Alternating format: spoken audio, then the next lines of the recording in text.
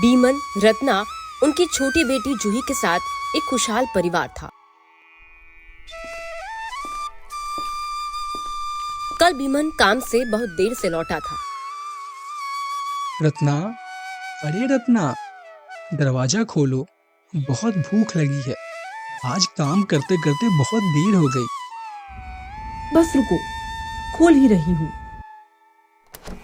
इतनी रात को तुम कभी नहीं आते, आज क्या हुआ? क्या बताऊं, जिस खेत में मैं काम करता हूँ उसका मालिक आज शहर से गांव आया था।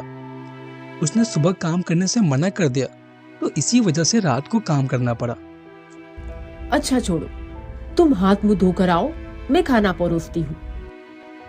इसके बाद बीमन हाथ मुंह धोकर खाने बैठ गया। मालिक का व्यवहार कुछ ठीक नहीं लग रहा। मुझे नहीं लगता कि आने वाले दिनों में वो गांव के लोगों से काम करवाएगा। ये तुम क्या कह रहे हो? अगर गांव के लोगों से काम नहीं करवाया तो फिर किससे करवाएगा? मुझे तो लगता है कि वो शहर से लोगों को बुलाएगा। अगर ये सच हुआ तो हम भूखे मर जाएंगे। अरे पागल, चिंता मत करो, थोड़ा और चावल दो। जूही कहीं नजर नहीं आ रही, कहाँ है वो? जूही सो रही है। इसके बाद बीमन खाना खाकर सो गया।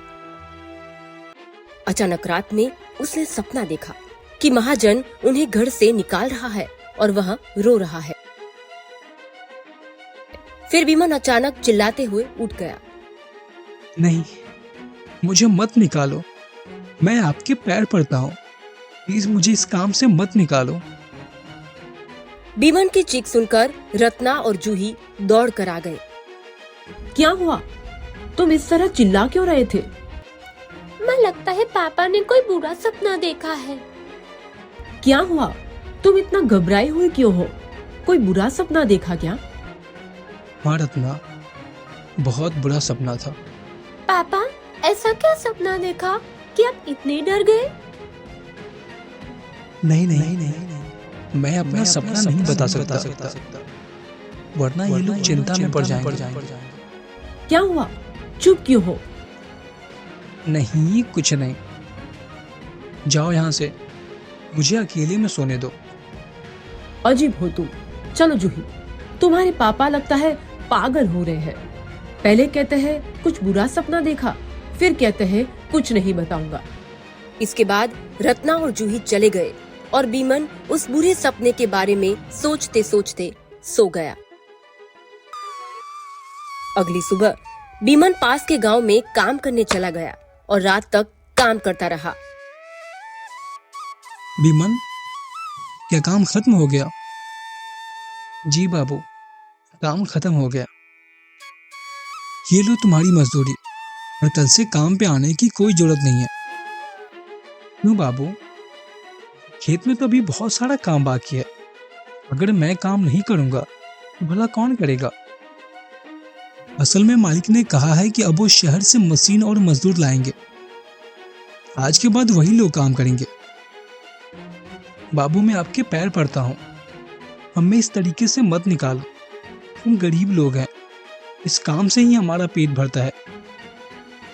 अगर ये काम नहीं रहेगा तो मैं और मेरा पूरा परिवार सब के सब भूखे मर जाएंगे। बीमन, मैं तुम्हारी हालत समझ रहा हूँ, लेकिन मेरे हाथ में कुछ भी नहीं है। ये बड़े लोग हैं, इन्हें हमारी परवाह नहीं होती है। खैर, तुम चिंता मत करो, मैं मालिक से तुम्हारी खातिर बात करूंगा। ठीक है बाबू, लेकिन मालिक को किसी तरीके से मना लीजिएगा।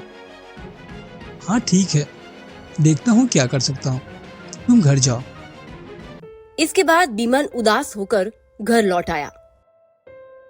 कुछ दिनों तक घर में खाने के लिए कुछ नहीं बचा।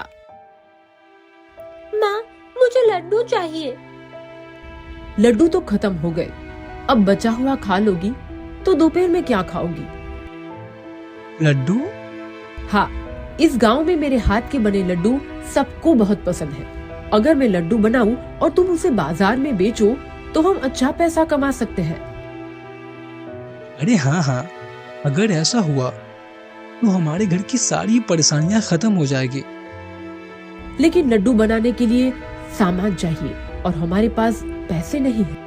रत्ना, मेरे पास मैनेजर बाबू के दिए हुए 1000 रुपए हैं, तब तक उन्हीं से काम चल जाएगा। अरे उन्होंने तुम्हें पैसे भी दिए? वे तो सच में भगवान जैसे हैं। अरे हाँ हाँ चलो, अब देर मत करो, मैं बाजार से सामान लेने जा रहा हूँ। इसके बाद बीमन बाजार से सामान ले आया और रत्ना लड्डू बनाने लगी।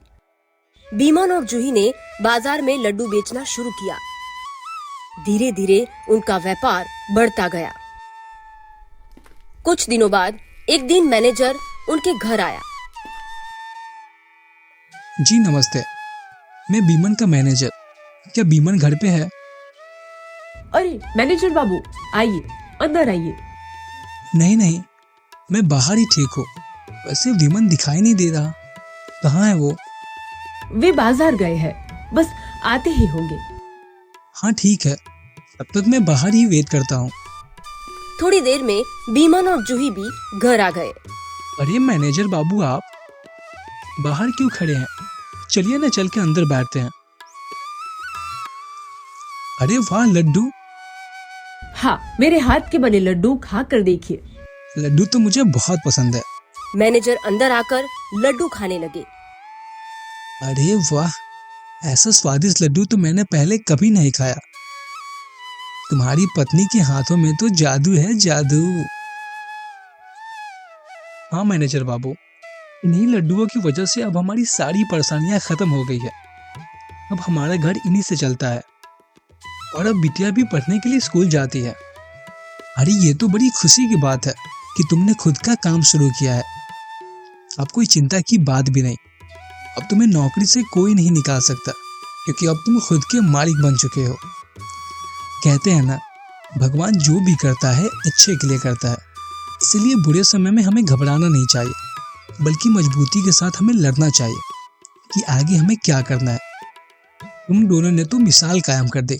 अच्छा, तो मैं अब निकलता हूँ, मालिक के आने का समय हो चुका है।